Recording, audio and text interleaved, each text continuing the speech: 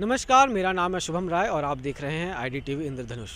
इस वक्त हम मौजूद हैं रांची के मुख्य मार्ग पर स्थित GEL चर्च के प्रांगण में। इस चर्च के बारे में कहा जाता है कि ये झारखंड का सबसे पुराना चर्च है और पहला चर्च भी है। स्थापना साल 1851 में हुई थी। गौथिक शैली में बने इस गिरजाघर की भव्य इमारत देखने लायक है। इस गिरजाघर की स्थापना का श्रेय फादर गॉसनर को जाता है।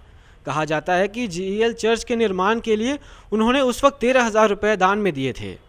असल इस चर्च का इतिहास बहुत पुराना है, मतलब कि लगभग 150 साल से ही पुराना है। तो जब ये पहली बार ये चर्च आया था तब कैसे आया था और क्या क्या कारण थे इसके?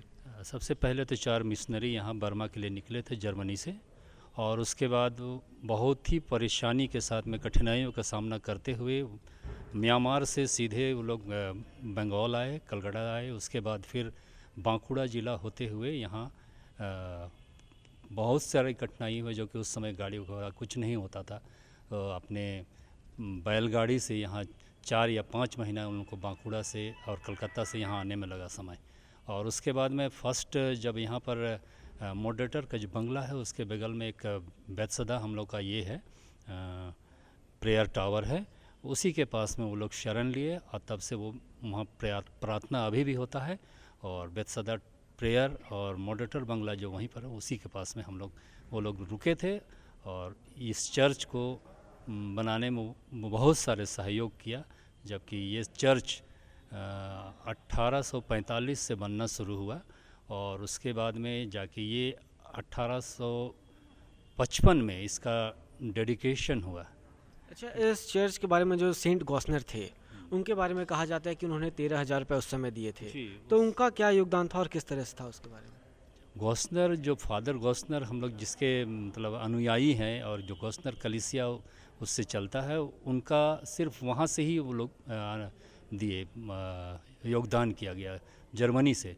और ये सिर्फ उस समय का हिसाब, अब का हिसाब से मात्र 13,000 रुपया, जब उस समय पता नहीं कितना उसका लगता होगा, लेकिन सिर्फ 13,000 उस समय खर्च किया गया था और ये चर्च बनकर तैयार हुआ। अपने 150 साल से भी पुराने इतिहास में इस चर्च पर कई विपत्तियां आई हैं, चाहे वह 1857 की क्रांति के दौरान इस पर विद्रोहियों द्वारा तोप दागना या फिर प्रथम विश्व युद्ध के दौरान इस चर्च की देखरेख करने वाले जर्मनों को देश छोड़कर जाना पड़ा। 1857 सिपाही विद्रोह में इस पर तोप से मारा गया था।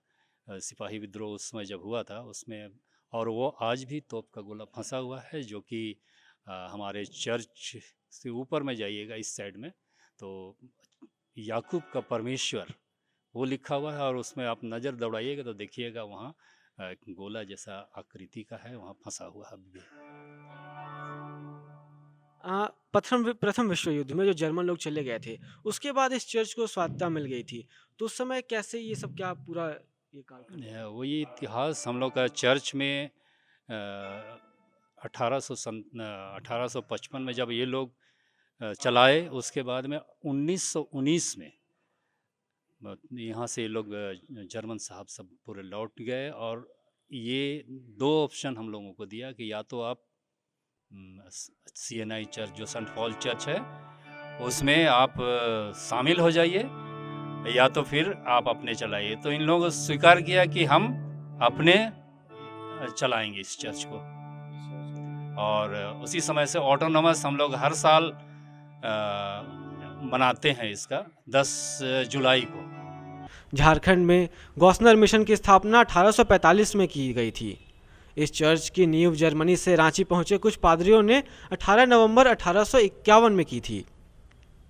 इसके बाद इस चर्च को बनने में लगभग 4 साल लग गए थे और 1855 में जाकर यह पूरी तरह से अपने पैरों पर खड़ा था।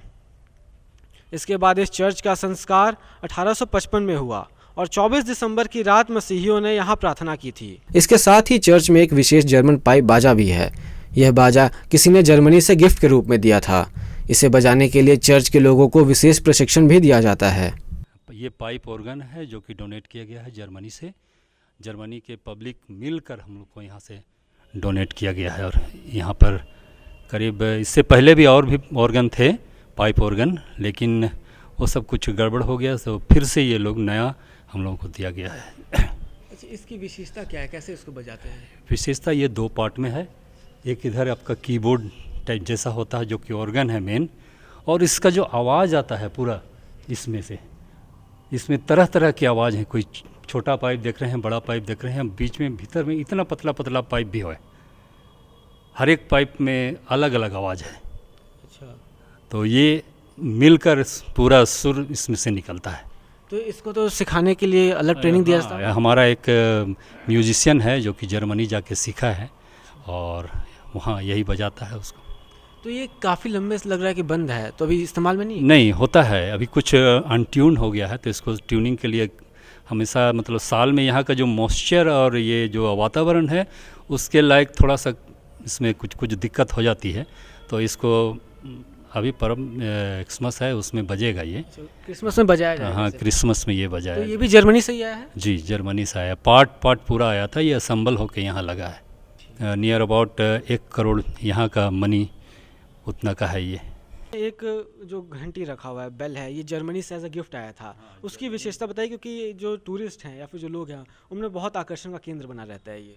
जी हाँ, ये घंटी बहुत ही सुंदर और मिठास से भरा हुआ ये इसमें सुर निकलता है। और ये सिर्फ एक घंटी नहीं, ये 2 घंटी एक साथ आवाज़ मिल के बनते हैं जो कि संगीत को भी उभारता है ना। तो इसमें से एक घंटी का जो डैमेज कुछ हो गया तो इसको हम लोगों ने इंडिया से ही, जो कि ये 7 मेटल से बना हुआ घंटी है जो कि इंडिया में नहीं बन पाया, तो अभी जो घंटी बन रहा है वो सिर्फ 3 मेटल या 4 मेटल से कुछ बना हुआ है, जो कि हम लोग टूटीकोरी चेन्नई से आगे पड़ता है, वहाँ से हम लोग इसको ऑर्डर करके बनाया और लाया गया। तो अभी हाल में 2 साल करीब हो रहा है ये घंटी लगा हुआ है और दोनों घंटी एक साथ बजता है, तब इसका स्वर जो है वो खुल के आता है और सुंदर मीठा। ये घंटी भी इस चर्च के इतना पुराना है? ये भी 150 साल से अधिक पुराना है। तो कब से ये खराब पड़ा है और इसका ये हार्डली अभी 3 या 4 साल या 4 साल हो रहा होगा इसका डैमेज हुए। लेकिन इसको हम लोग फिर से चेन्नई से मंगा कर फिर से सेट कर दिए हैं वहाँ घंटी ऊपर में, वो जो कि ऊपर में 3रा तल्ला पे है, ऊंचा जाना पड़ेगा।